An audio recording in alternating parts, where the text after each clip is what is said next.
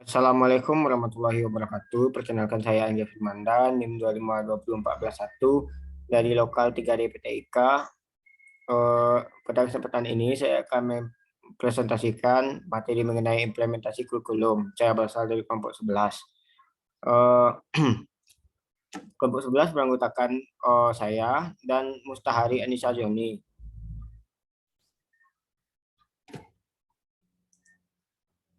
Eh, kita akan membahas mengenai hakikat dan pengertian implementasi kurikulum.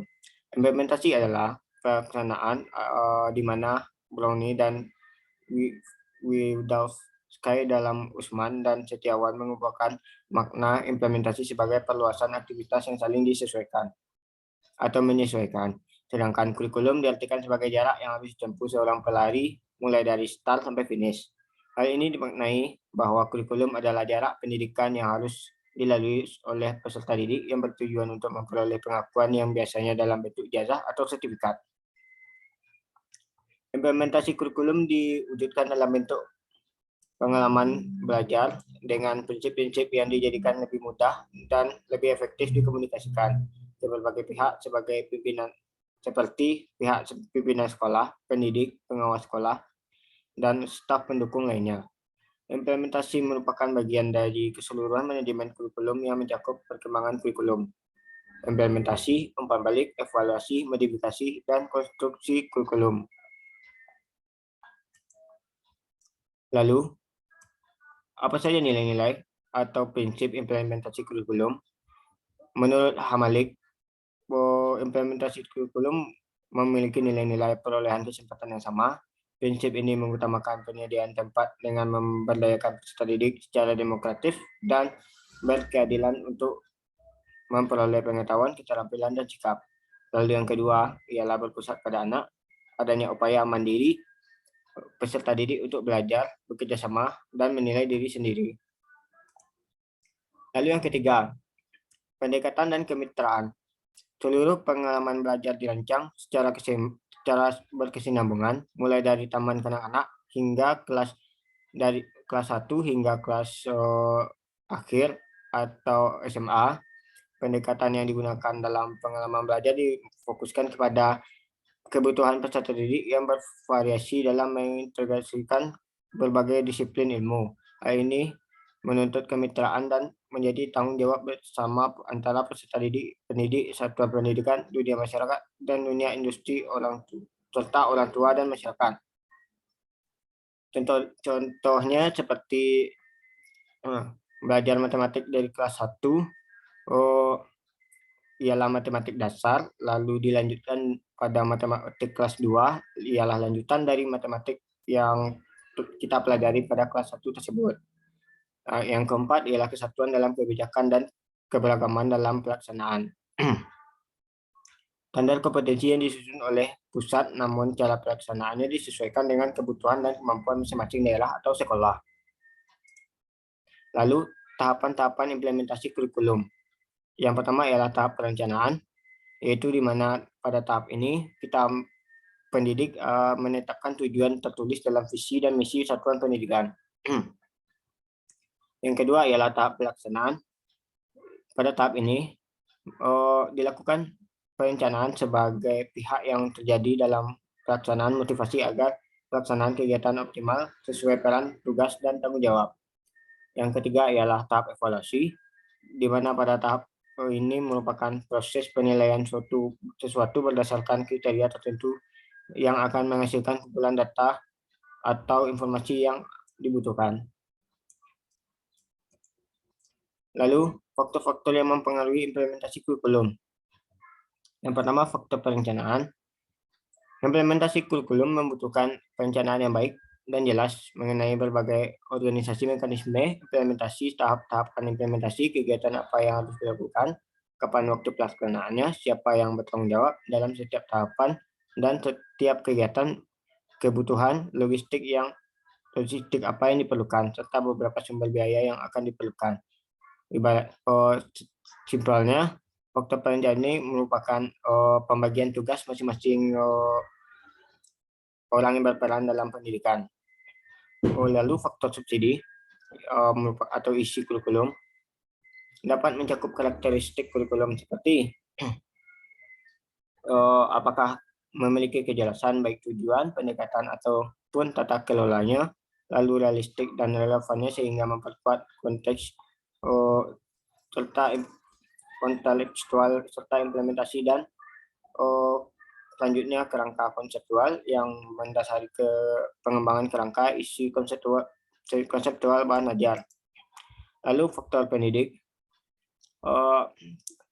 beberapa tokoh menyebutkan seperti Althusser menyebutkan 3 faktor penting dari guru sebagai faktor yang membatasi implementasi kurikulum, yaitu kompetensi dan attitude serta destination making participation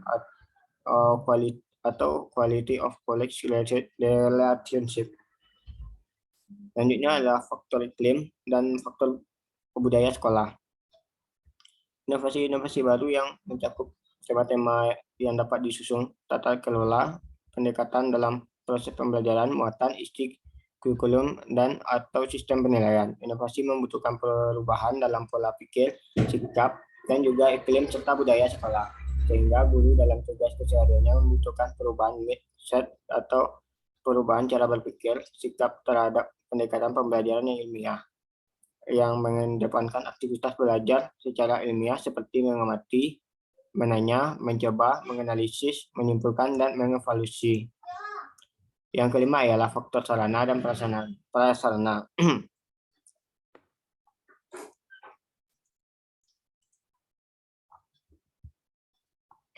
Pada faktor sarana dan prasarana ini, dalam implementasi kurikulum yang baru, sarana dan prasarana terdiri dari buku pelajaran, laboratorium peralatan, dan bahan yang harus disediakan dalam rasio yang mencakupi dan memenuhi standar mutu minimal laboratorium.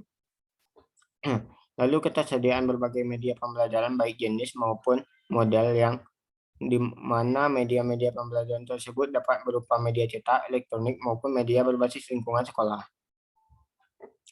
Lalu aksesibilisasi penggunaan sarana dan prasarana oleh peserta didik dan pendidik, yaitu berupa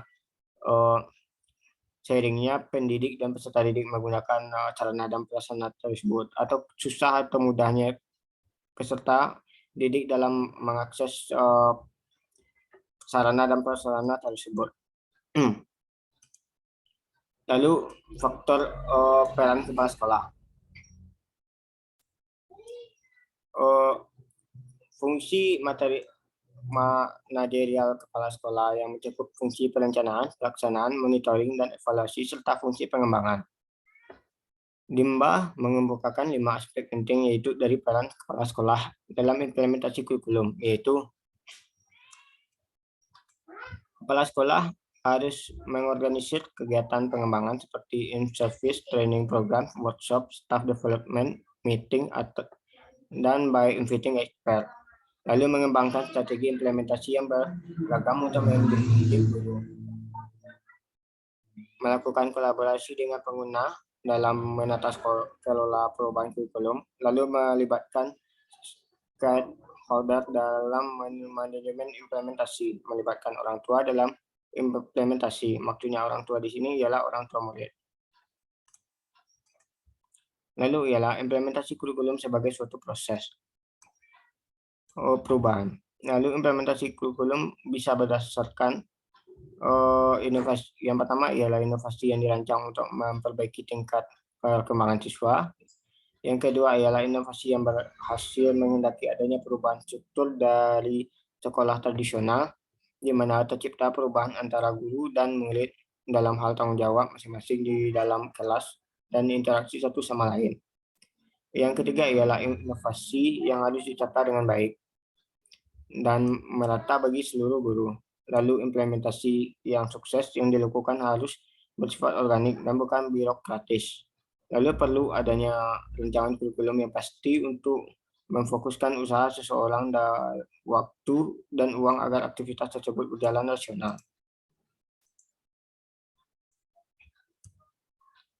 Lalu model-model implementasi kurikulum yang dikemukakan oleh beberapa pakar, yaitu J.P. Miller dan W. Soler, berpendapat mengenai hal tersebut ialah Concept Based Adoption Model, ialah model adopsi berbasis penikapan merupakan kerangka kerja konseptual yang mendeskripsikan dan memprediksi kemungkinan perilaku guru di seluruh sekolah dalam melakukan suatu bentuk perubahan guna meningkatkan pembelajaran dalam hal memberikan inovasi dalam pembelajaran berbasis kurikulum. Lalu yang kedua ialah The Innovation Profile Model.